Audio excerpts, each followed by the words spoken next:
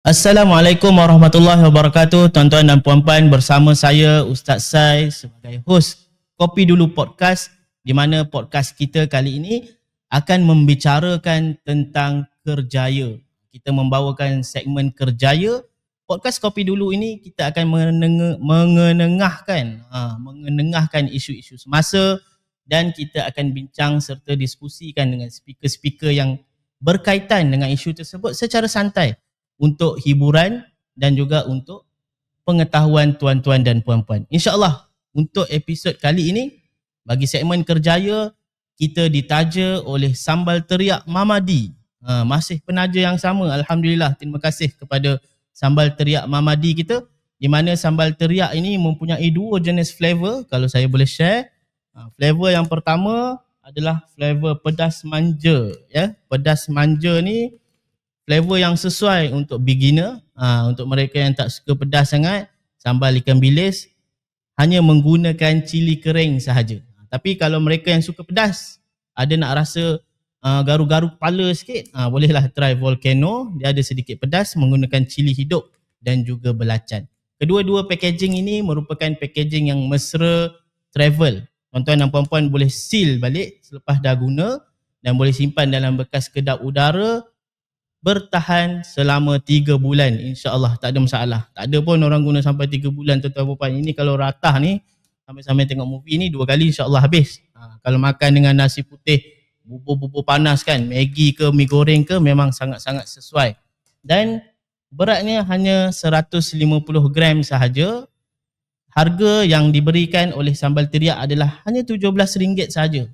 Sangat-sangat berbaloi dan sangat-sangat mampu beli. Untuk bagi tuan-tuan dan puan-puan yang nak hubungi, untuk nak beli, nak tempah Sambal Teriak Mama D ni, bolehlah WhatsApp di nombor 011-333-57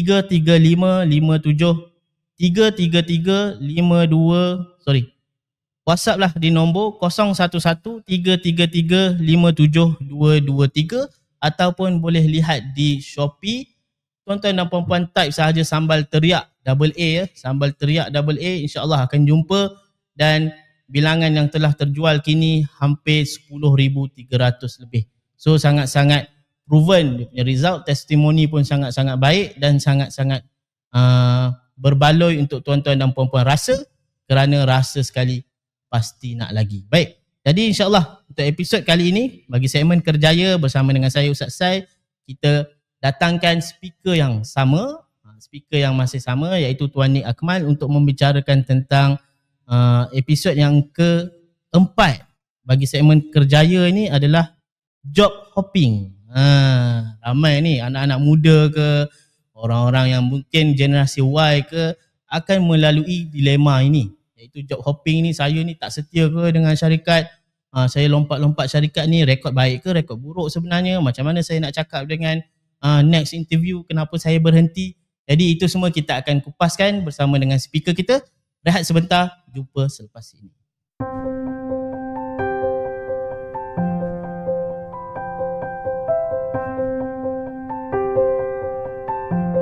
Kembali lagi bersama dengan saya Ustaz Sai dalam Kopi Dulu Podcast segmen kerjaya, di mana pada episod kali ini kita akan membicarakan tentang isu job hopping ataupun lompat-lompat kerja. Katak ni kan kita biasa dengar katak ni, tapi ini katak dalam industri pekerjaan. Tuan Nik Akmal, apa khabar Tuan Nik Akmal? Baik, Alhamdulillah. Tapi kita sebut katak ni terus bunyi negatif kan. Tapi sebenarnya itulah kan, kita nak dapatkan gambaran daripada Tuan Nik Akmal kan. Sebenarnya job hopping ni, apakah dia positif ataupun negatif? Baik, terima kasih moderator. Katak ni memang konotasinya agak negatif sebab kita saya tarik balik konotasi katak sebab dia ke arah politik sebelah sana. Tapi untuk lompat di tempat kerja, langsung tak salah dengan objektif yang betul, dengan pergerakan yang betul. Salah apabila tak ada dua benda ni. Objektif dan pergerakan. Okay, kenapa lompat? Sebab dia bagi lebih gaji dekat sana. Berapa dia bagi? 200 lebih. Salah, 100% salah. Kalau sekadar 200, sangat tak berbalik. Ini untuk fresh grad lah 200. Saya lompat sana. Kenapa? Sebab teruk sini, toksik Saya punya office mate ni gosip. Lompat sebab office mate gosip. Salah, salah dan salah. Gosip ni adalah perangai manusia. Lompatlah company mana pun, perangai tu tetap ada, nama je berbeza. Sini namanya Siti, situ namanya Amin. Sini namanya Muhammad, situ namanya Nick contoh. Bukan nama sebenar ni. Bukan nama sebenar, mereka. Okay. Perangai itu ada di mana-mana. Kalau anda lompat sebab itu, definitely wrong move. 100%, tak ada 99. Okey, baik. Okay. Jadi apa yang betul? Itu dia. Saya kena betulkan mindset dulu. Dia kata kalau tu macam tu middle lah naik gaji. Jawapannya begini. Contoh ada satu syarikat Malaysia yang bagus, popular, dia mengamalkan satu konsep hire till retire. Pernah dengar tak? Hire until retire. Tak pernah dengar. Mana kata daripada fresh grad masuk company dia 23, 24, dia stay company tu sampai dia pension umur 60. Nama syarikat tu adalah Petronas. Now, so kalau konsep tu tak bagus lah sebab stay satu company, dia company besar, dia akan ada internal movement, lompat dalaman. Jadi saya bagi satu spektrum kepada mereka yang mendengar, sebelum fikir lompat company, why not you lompat division, lompat unit, lompat jabatan. Kalau kata tepu sangat, nak growth, nak experience, nak bercambah minda, then change job function lah ataupun internal rotation, internal movement. Itu adalah option lebih baik. Kenapa? Anda tak perlu bertukar environment yang 100% berbeza, tak tukar produk servis syarikat 100% berbeza, tak. Dia bertukar suasana baru, teammate baru, tapi masih lagi konsep, value, prinsip, mission yang sama. Okay. Adakah kalau dia lompat internal, bukan lompat, kalau dia mohon perubahan secara internal ni, transfer ni, dia boleh request increment, tambahan gaji, ataupun kalau request sendiri ni, kita yang nak pindah ke department ni, kita tak layak untuk nak minta. Itu dia bergantung pada position lah. Bergantung pada position. Itu saya tak boleh nafikan. Increment tu soalan nombor 2. Tapi kalau nak menjawab soalan 1, bosan, tepu dan sebagainya, lebih baik kita dalaman. Go for dalaman first, option pertama. Now, pastinya isu gaji nombor 1 lah bila sebut melompat. Saya tak boleh nafikan bila lompat syarikat gaji lebih baik. Dan itu memang berlaku dalam realiti mana-mana dunia bekerja di bumi ni. Planet bumi ni. Dia ada isu setia tak setia tuan? Isu setia tak setia, okay. Kalau orang tu setia, ada syarikat memberikan loyalty punya bonus ataupun dia panggil seniority punya advantage. Engkau lebih senior, berkhidmat 5 tahun, dapat 2 gram emas. Engkau berkhidmat 5 tahun, syarikat saya pernah kerja, dia bagi cuti sebulan untuk pergi travel mana-mana. Berkhidmat 10 tahun akan dapat berapa? 3 bulan bonus gaji. Ataupun dia bagi free certain consultation, medical check up, apa sebagainya lah. Dia upgrade sikit. 10 tahun, contoh kerja 0 tahun, cuti kau AL berapa? Katalah 18. Okay. Kau capai 5 tahun je, kau dapat increment 4 AL. Kerja 10 tahun, cuti kau maksimum cecah sampai 30 hari setahun. Itu adalah inisiatif yang baik lah. Yang daripada kerajaan pula, daripada syarikat. Untuk mengekalkan. Okay, namun saya tak boleh nafikan lah orang lompat ni ada banyak sebab. Sebab utama adalah sebab duit. Saya kata tak boleh nafikan. Memang bila kita kenaikan pangkat dalam syarikat, dia biasanya increment 12 ke 10%. 12 ke 10%. Okay. Average. Tapi bila keluar syarikat, increment untuk naik pangkat daripada exec ke senior exec ataupun senior exec ke assistant manager, assistant manager ke manager, manager ke senior manager, increment dia adalah minimum 20 to 25. Itu tak boleh nafikan. Itu memang data dalam setiap tahun data sama, menunjukkan lompat syarikat naik pangkat lebih bagus lah. Namun saya nak bagi tahu adalah apa yang menyebabkan lompat tu berbaloi. Okay. Yang pertama, objektif. Aku lompat tu jangan semata-mata sebab duit, jangan semata-mata sebab tak puas hati dengan orang. Dia mesti sebab increment yang berbaloi, job scope yang lebih bercambah. Kalau kita lompat tapi job scope 100% sama, tak berkenan. Sebab apa? Sama-sama, mana growthnya? Okay. At least 70% sama, 80%, 20% lagi adalah totally baru. Okay, nice. Ataupun tukar industri. Aku dulu industri penyiaran, sekarang lompat ke industri industri kesihatan. Lain tu, produk lain. You got new exposure. So itu kayu ukur dia di situ lah. Dia, at least you grow. Faktor penting. Yes, grow. Kedua adalah anda lompat sebab anda follow leader. Baik ke tak baik tu? Baik. Sebab leader, kena ingat maksudnya leader kita pindah company sana, kita pun follow. Yes. Sebab kalau kita ni bagus, leader tu akan tarik kita sekali. Okay. Ini perkara biasa dalam industri. Contoh, bila kita tengok leadership di situ sangat powerful, kita tengok daripada bos dia bagus, popular, CEO yang bagus, manager pun power, senior manager pun power, manager level ni pun power. Kita, leadership dia memang dahsyat Bila kita masuk, kita akan merasai nikmat leadership yang bagus. Ingat, syarikat powerful, tapi kalau bos atas kita tak powerful, kita akan merana. Syarikat toxic, tapi department kita best. Sebab apa? Bos department tu best. Boleh jadi tak? Boleh jadi. So leader is one of the very important thing. Kalau nak lompat sebab leadership factor, anda kenal ke, anda pernah merasai kerja dengan dia, nak lompat sebab leadership bagus, good move. Saya boleh cakap macam tu lah. Okay. Alright. So apa lagi yang menyebabkan good move? Okay, saya bagi benchmark. Company tu terlalu toxic, anda sampai level depressed. Okay, kalau macam tu, it's time for you to move. Kalau boleh tahan, tahan. Kalau boleh adapt, adapt. Kalau ada masalah anda lari, mana kata anda takkan grow. Ada masalah, layan, hadap, sampai dia bukanlah sampai depressed, sampai dia ganggu rutin, ganggu emosi, ganggu tak selera makan, sampai tak boleh fokus, produktiviti menurun. Waktu tu itu adalah simptom-simptom untuk you make a move. Lebih baik untuk kita berhijrah. Sebab anda sudah tak boleh perform dah. Kalau tak sampai level tu, pulun. Langgar dulu. Okay. Tempoh dia tuan ni. Contoh kita katakan. Okay. Kalau macam still kita boleh adapt, still kita boleh absorb situasi yang macam tu, dan benda tu sebenarnya memberi kita ilmu dan knowledge yang baru. Cumanya mungkinlah satu dua perangai manusia kan contohnya. Tempoh yang sesuai ataupun yang sedap kita dengar lah. Kita berkhidmat di sini sekian-sekian tahun untuk kita nak cari next company yang mungkin kita rasa kita boleh lebih further develop diri kita. Adakah setahun setengah tu macam buruk ke baik ke dengar? Berapa lama kita kena stay? Saya akan recommend at least minimum 2 tahun. 2 tahun. Kenapa 2 tahun? Okay, ni mungkin industri lain sikit. 2 tahun sebab apa? Setahun pertama kita nampak circle yearly. Setiap bulan, setiap minggu apa berlaku, setiap bulan apa berlaku, setiap quarter apa berlaku, setiap half apa berlaku, dan setiap tahun apa berlaku. So itu setahun tu adalah tempoh untuk belajar, adapt, faham konsep syarikat, praktis dan sebagainya. Dengan siapa kita nak cucuk, dengan siapa kita kena main angin, dengan siapa kita kena main tarik tadi, dengan siapa kita boleh suruh. Okay. Tahun kedua adalah tahun untuk kita berinovasi. Perkenalkan idea kita, bawa agenda. Okay, ni kena buat ni, benda kena buat baru ni. Apa kata kita adjust macam ni? Sebab kita dah tahu dah proses dia, siapa nak kena cucuk, siapa nak kena propose. So dalam tahun kedua tu adalah proses kita membuktikan achievement kita. So when you have 1 tahun untuk belajar, adapt, faham, 1 tahun untuk achieve, then profile tu cantik lah. Okay. So 2 tahun. Ada orang kata 2 tahun tak sebab tuan, 3-4 tahun. Okay, tak apalah. Tapi cycle tu macam tu. Cycle pertama adalah for you to adapt and understand. Cycle kedua adalah for you to create innovation and achievement. At least next interview tu kita boleh cakap lah apa yang kita buat. There you go. So barulah resume tu cantik. Tapi tuan, saya kerja dekat situ setahun je. Nah, soalan saya, orang tanya, tuan saya setahun lah tuan, bahaya ni. Okay, jawapan dia adalah ada achievement tak? Fokus ke arah tu. Okay, baik. Ini situasi yang saya bagi contoh ni adalah situasi company yang tak baik lah kan. Membuatkan kita kena keluar daripada situasi tu. Tapi kalau company tu sangat baik, appreciate kita punya kerja, appreciate ideas, so why not untuk kita stay?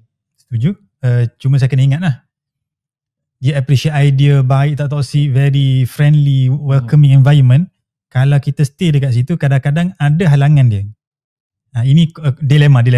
Okay. Halangan pertama adalah company SME, Small Medium Enterprise, PKS, perusahaan kecil sederhana, dia ada limit dari segi income. Okay. So kalau revenue dia adalah 500,000 setahun, dia start kat situ, maka dia tak boleh bayar gaji lebih. Itu kena terima hakikat. So waktu tu kita kena buat decision. Aku nak enjoy my life now, aku nak kejar income. Kedua adalah growth daripada syarikat. Level tinggi tu tang mana?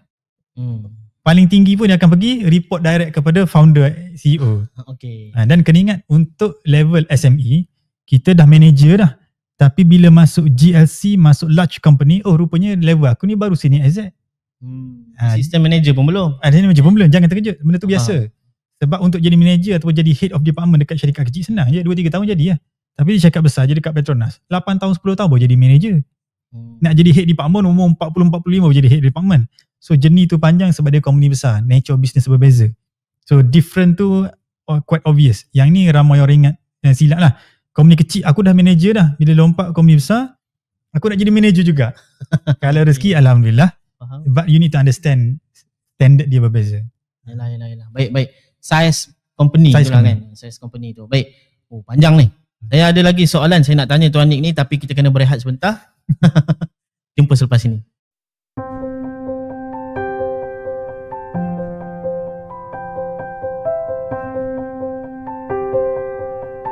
Kembali lagi bersama dengan saya Ustaz Sai dalam podcast Kopi Dulu segmen Kerjaya. Pada episod kali ini kita dah bicarakan tentang job hopping bersama dengan speaker kita, speaker jemputan Tuan Nik Akmal. Adakah ia baik? Jadi itu apa yang Tuan Nik Akmal kata, job hopping ni perlu tengok kepada objektif dan juga kepada pergerakan kita tu, adakah dia lebih membawa kepada orang kata jadi yang lebih banyak kan, jadi yang lebih pelbagai dan membawa development pada diri kita. Kalau benda yang sama je, why not lebih baik kita move secara internal selagi boleh. Baik. Jadi Tuan Nik, saya nak tanyalah. Sebagai majikan kan, POV majikan dengan POV staff ni.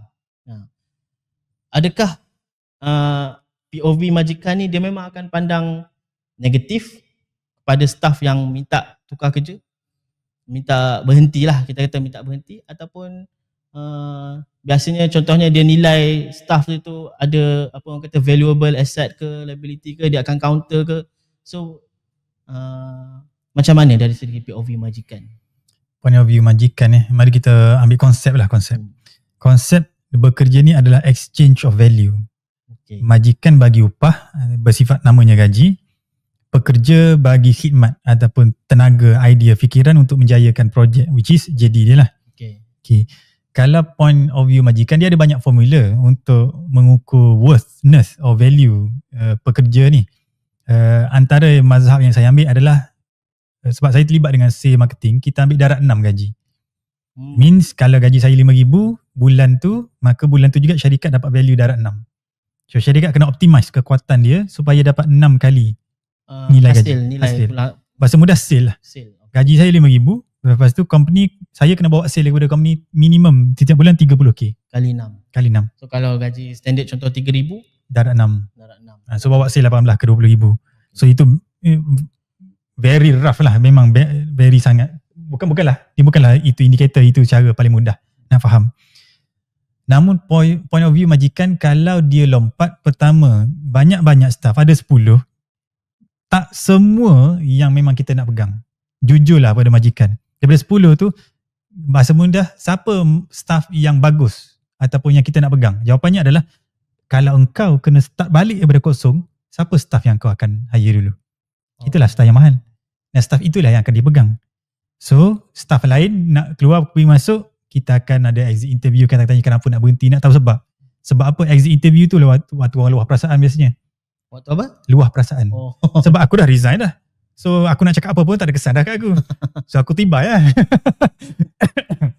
Salah dia ni tak cukup kan. Exit interview akan dapat jawapan lah sebenarnya. Tapi pekerja dia jarang nak bagi tahu sebab dia takut tak impact pada kerja kalau dia tak resign. So usually majikan akan dapat info sebenar waktu exit interview. Tapi dah terlambat lah. Okay, baik. Kedua, majikan memang faham keluar masuk adalah perkara normal. Perlu faham. Kena terima hakikat keluar masuk adalah benda normal. Tapi kalau dia keluar, susahlah kerja. Mana kata syarikat anda yang tak ada SOP. Kena create SOP, kena create polisi. Right. Dan konsep syarikat adalah, kalau aku hire engkau, make sure aku boleh pecat engkau. Kalau aku hire engkau dan aku tak boleh pecat engkau, itu staff yang paling tak baik untuk kita ambil. Contoh, ambil ahli keluarga atau adik-beradik. Kalau aku pecat dia ni kan akan ambil adik aku kan, mak aku kata pula, akan bergaduh pula. Itu better jangan ambil dari bawah lagi. Ini petua bisnes lah. Okay. Now, majikan kita, saya tak boleh cakap kita lah sebab saya pernah meniaga, sekarang pun meniaga, tapi ada staff pun tak ramai. Saya bekerja full time dan saya ada team member lah. Macam mana kita nak optimize dia nak pindah, dia nak resign, kita tak boleh merajuk. Cuma kita kena make sure apa dia nak. Sebab itu sekarang banyak dekat GLC, dekat syarikat besar, dia buat satu kursus, nama dia Manager as Coaches. Sebab manager ni tanggungjawab dia lah kena jaga anak buah. Saya kerja dekat syarikat ni sebab saya ada personal interest. Bukan sebab saya suka syarikat ni, sebab syarikat ni align dengan misi saya. Itu mengarut je dalam interview. Itu penipu je. Percayalah. Syarikat Petronas adalah kita nak berkhidmat pada negara. Saya nak join Petronas sebab saya nak berkhidmat pada negara. Bohong. Daripada 100 orang, 99 bohong. Itu ayat interview. Tapi jujurnya, sebab apa? Sebab apa yang aku nak align dengan syarikat waktu tu, dari segi gaji ke, the growth ke, time flexibility ke. So setiap staff tu ada interest berbeza. Tanya staff tu, kau nak apa sebenarnya ni? Kau nak duit? Kau nak allowance? Kau nak flexibility? Kau nak dekat dengan family? Kalau kita fulfill benda tu, dia stay tak? Stay. Aku nak, kau nak apa ni? Saya nak belajar skill. Saya kan video editing. Saya nak keluar. Saya tak nak dah dalam studio je. Saya nak cover event. Okay, kalau kita bagi dia cover event, dia stay tak? Stay tak? So setiap orang dia ada interest berbeza.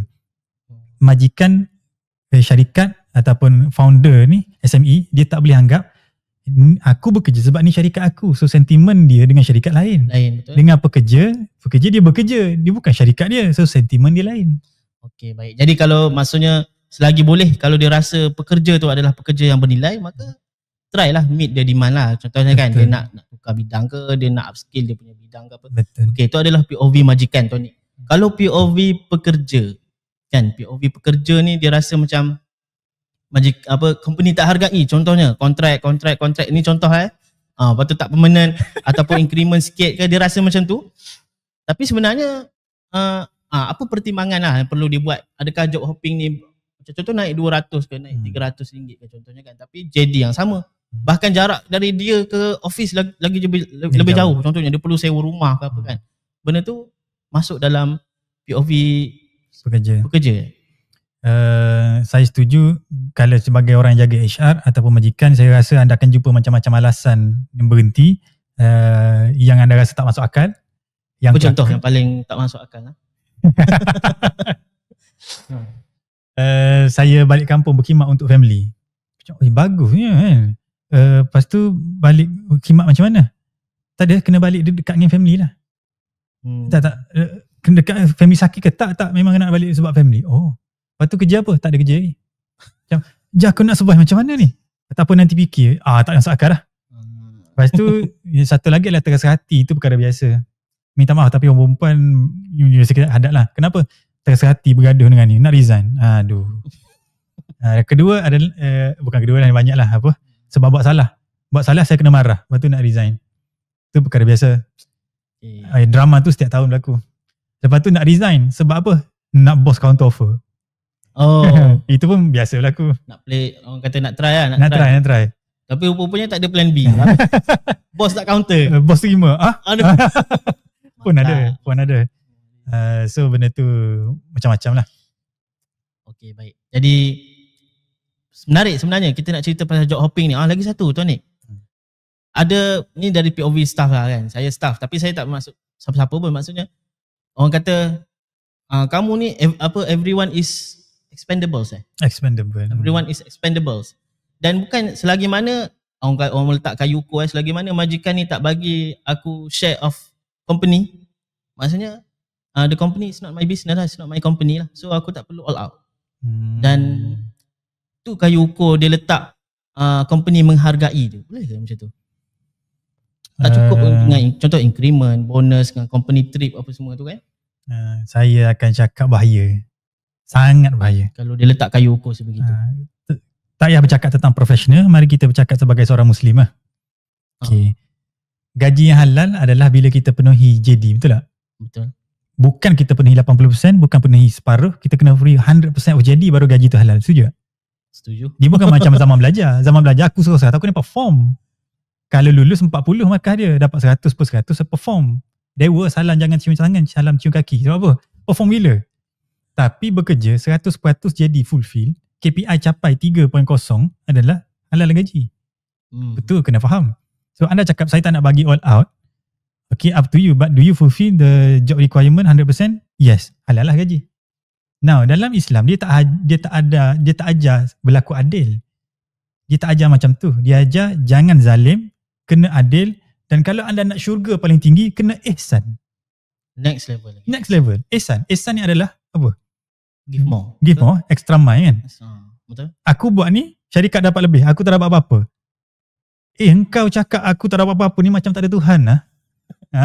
Kasar sikit lah. Okay. Tapi tidakkah kita percaya pertimbangan akan ada ayat penenang hati lah, akan dapat rezeki penjuru lain.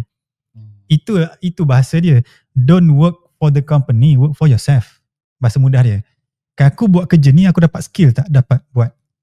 Aku buat kerja ni tak ada apa-apa, memang totally out of range, memang tak membantu aku. Okay, buat sikit-sikit untuk ambil hati. Okay. Ini nak bagi balance. Politik kerja ni. Politik, nak bagi balance. Okay. Tak buat langsung tak boleh. So buat kerja ekstra. Dia membantu tak? Buat. Pulun kau. Contoh aku adalah video editor. Tiba-tiba dia suruh shoot, jaga kamera studio. Berkaitan tak? Berkaitan CP. Okay, buat all out. Dia aku jaga video editor. Dia suruh apa? Hantar kopi. Tolong hantar laptop bos pergi meeting. Teman jadi driver. Berkaitan tak? Tak berkaitan. Kena buat tak? Daripada 3-4 kali request tu, naikkanlah 1-2. Okay. Ambil hati. Lagipun kalau aku pergi meeting, aku boleh dapat network. Nampak tak? So balance it out. Dia tak bayar gaji pergi meeting, tapi bos belanja lunch. Okay lah, dapat pahala sikit, dapat niat sikit. Tengok dari sudut positif. Kacamata agama tu adalah. Jangan tengok macam tak ada Tuhan. Company semua everyone is dollar and cent. Dollar and cent. Jangan tengok dollar and cent. Tolong.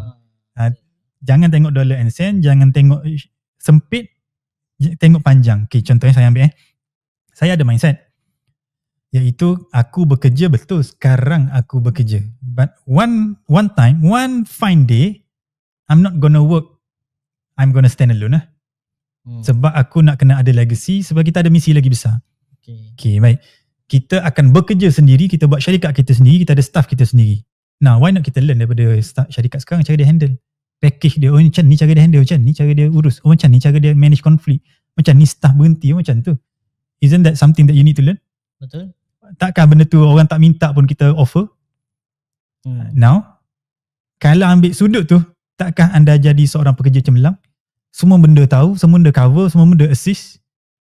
Bukan menyibuk We take, kita ambil maklum, kita ambil, okay, ni cara handle dia. Sebelum dia berlaku, kita tahu nak handle. Dan dalam pengalaman saya, siapa budak-budak datang interview cakap, Cik Nik, saya nak kerja dengan Cik Nik sebab saya nak jadi career consultant, nak jadi speaker, jadi trainer macam Cik Nik lagi 2 tahun saya nak resign. Saya datang dengan Cik Nik sebab nak kerja dengan Cik Nik, nak belajar. Ada? Kalau saya berfikiran pendek, saya cakap, ni kompetitor aku ni.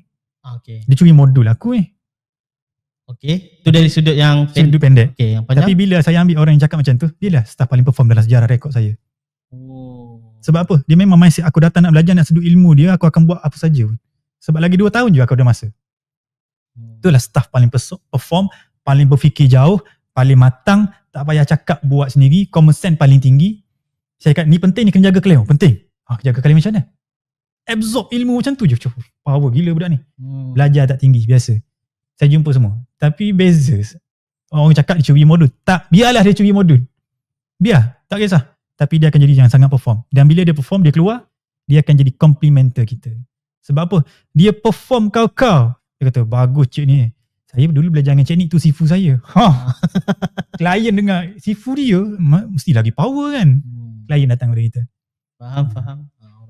Baik, jadi Alhamdulillah Tuan Nik, kita dah sampai ke episod yang terakhir. Pada episod kali ini, tuan-tuan dan puan-puan, kita telah membicarakan tentang job hopping. Iaitu orang kata lompat-lompat kerja. Adakah ia positif? Adakah ia negatif? Apakah POV-nya dari sudut majikan? Apakah POV-nya dari sudut pekerja itu sendiri?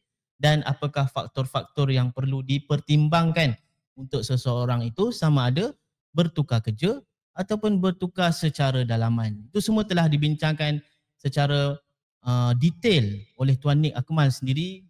Sangat-sangat informatif dan sangat-sangat berguna untuk diguna pakai bagi tuan-tuan dan puan-puan yang sedang bekerja di luar sana untuk mengaplikasikan info ataupun maklumat yang telah kami share.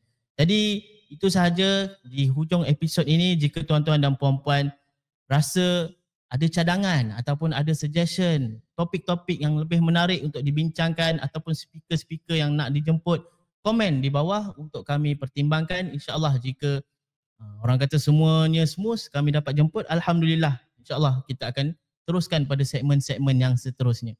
Jadi itu sahaja sekadarnya daripada saya. Terima kasih banyak Tuan Nik Akmal atas perkongsian ilmu sangat-sangat bermanfaat ini. Jika ada sedikit kesalahan atau jika ada kesalahan ataupun kesilapan daripada pihak saya mohon maaf.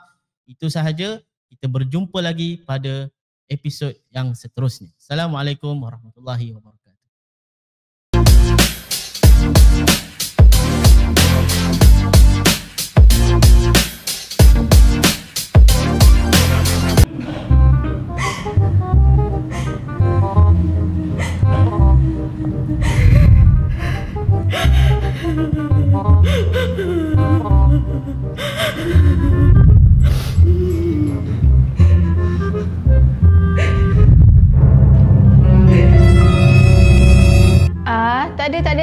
semua adik yang punya.